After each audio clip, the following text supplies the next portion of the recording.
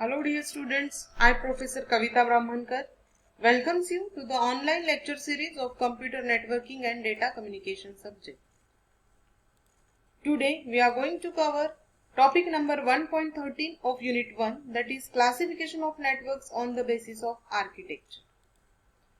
After watching this video, you will be able to classify the networks on the basis of architecture, draw the diagram for each type of network, and compare client-server and peer-to-peer network.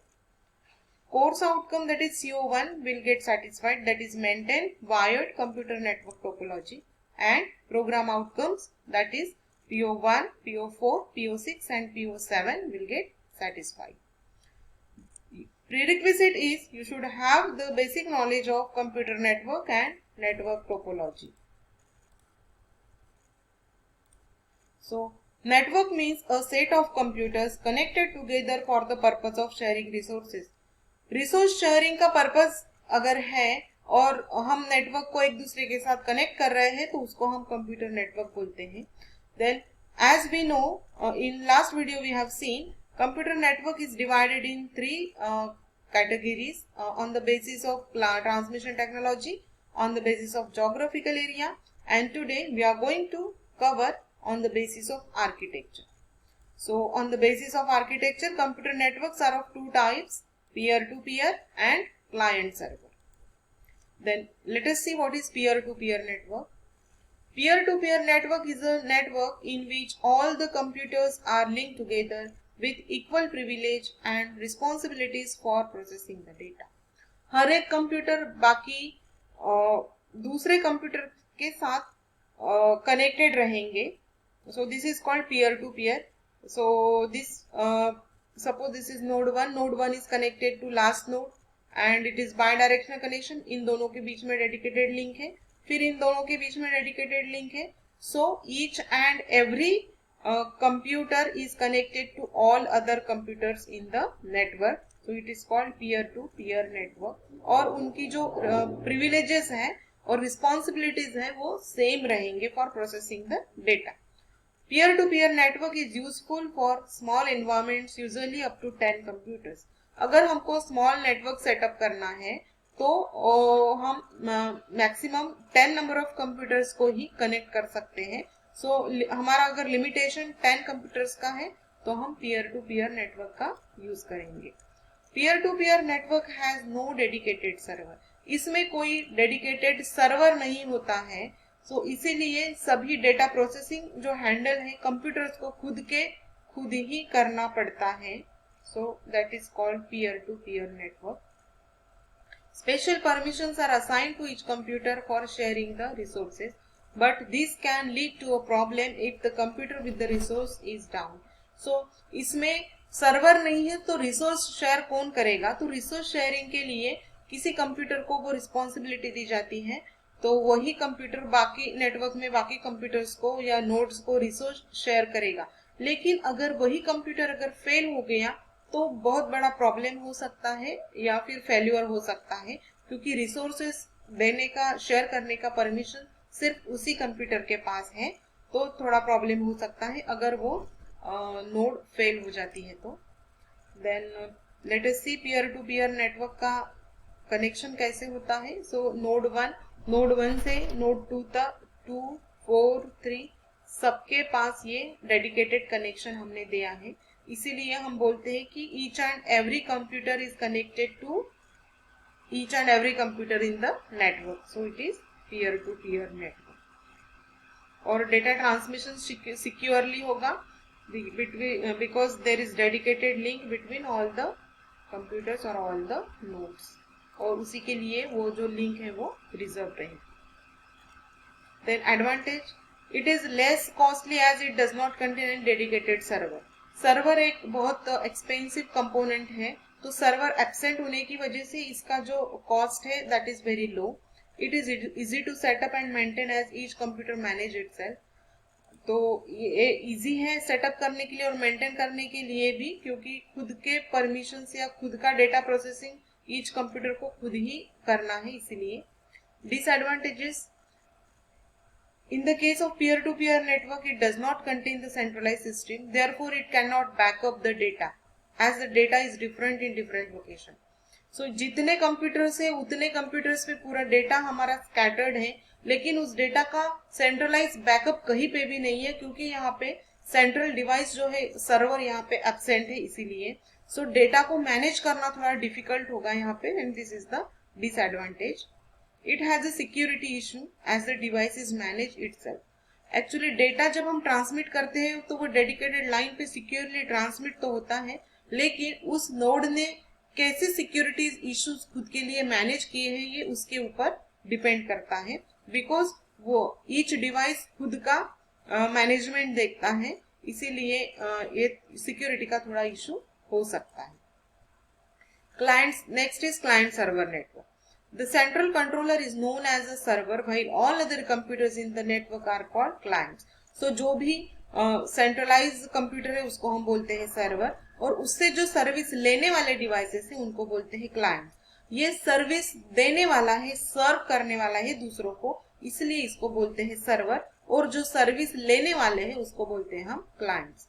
A server performs all the major operation such as security and network management. तो server सभी responsibilities को handle करता है, like network management हो या data processing हो और security issues हो, ये सब जो ऑपरेशंस है सर्वर खुद ही हैंडल करता है. A server is responsible for managing all the resources such as files, directories and printers etcetera.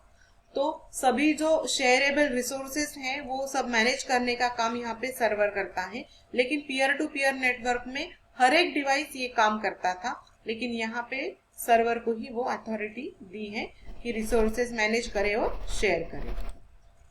All the clients communicate with each other through a server. For example, if client 1 wants to send some data to client 2, then it first send the request to the server for the permission. The server sends the response to the client 1 to initiate the communication with client 2. यहाँ पे data communication करने के लिए या फिर हर एक काम करने के लिए हमको सर्वर की परमिशन लेना जरूरी है.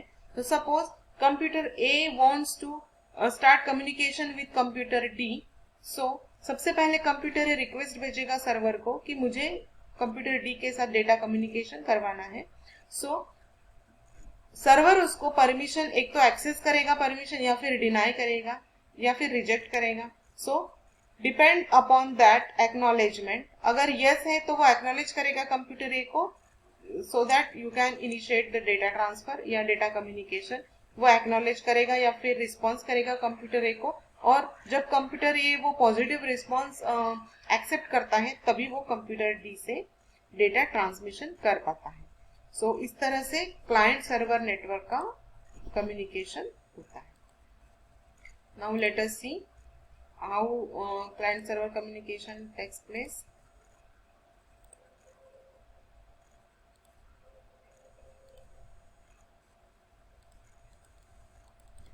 Suppose this is client and all these are the servers. So सबसे पहले यहाँ पे परमिशन आएगी and then बाकी कंप्यूटर्स जो भी रिसीवर्स है उनको डेटा मिलेगा. So this is client server network. Advantages क्या है क्लाइंट सर्वर के? Client server network contains the centralised system, therefore we can backup the data easily. ये डेटा बैकअप इजीली है और वो सेंट्रलाइज सर्वर पे होता है हमारा database. A client server network has a dedicated server that improves the overall performance of the whole system. So ये centralise control है, इसीलिए वो पूरे सिस्टम को कंट्रोल करता है और ओवरऑल नेटवर्क का हमारे परफॉर्मेंस का इंप्रूव होता है. Security is better as a single server administers the shared resources. एक सिंगल सर्वर पूरे लोगों को मैनिटर कर रहा है, पूरे नोड्स को मैनिटर कर रहा है और रिसोर्सेज शेयर कर रहा है, इसलिए यहाँ पे security is better than peer to peer network. It also increases the speed of the sharing resources. Sharing resources का स्पीड ये इंक्रीज करता है क्योंकि सर्वर जो है एक पावरफुल डिवाइस है तो उसकी हाई स्पीड होती है, इस तरह से वो जो शेयरिंग के रिसोर्सेस हैं उनको भी हाई परफॉर्मेंस देता है. Then disadvantages. Client server network is expensive as it requires the server with large memory. जैसे कि सर्वर एक पावरफुल डिवाइस है तो उसके हार्डवेयर भी एक्सपेंसिव है, इसीलिए हम बोलते हैं कि it requires large memory, that's why it is expensive. A server has a network operating system to provide the resources to the clients, but the cost of NOS is very high. तो यहाँ पे server को manage करने के लिए एक special operating system लगेगी, that is network operating system, और इस ऑपरेटिंग सिस्टम का कॉस्ट हाई है. It requires a dedicated network administrator to manage all the resources.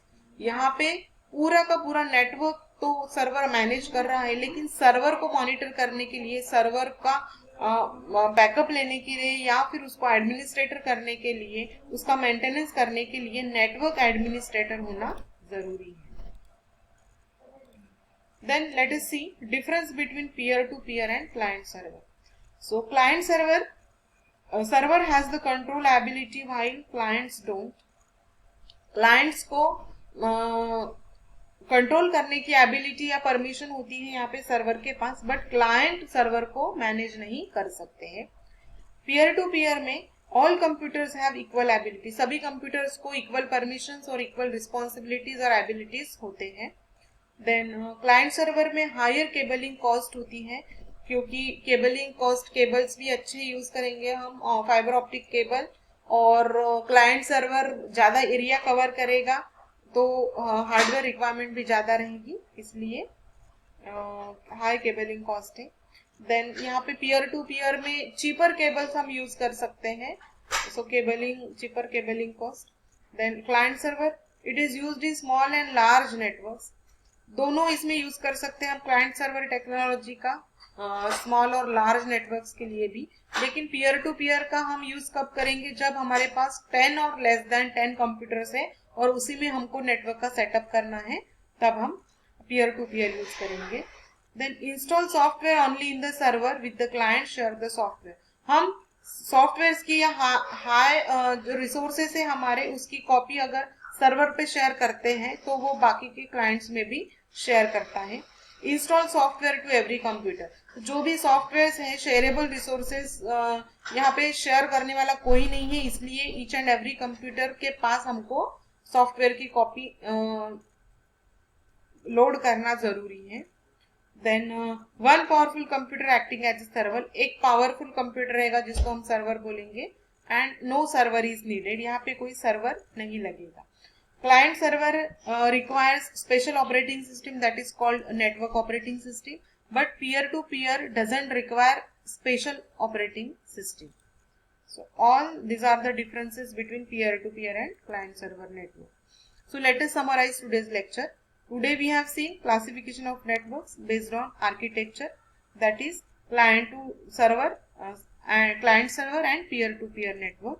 Then we have seen various differences between peer-to-peer and client-server network architecture.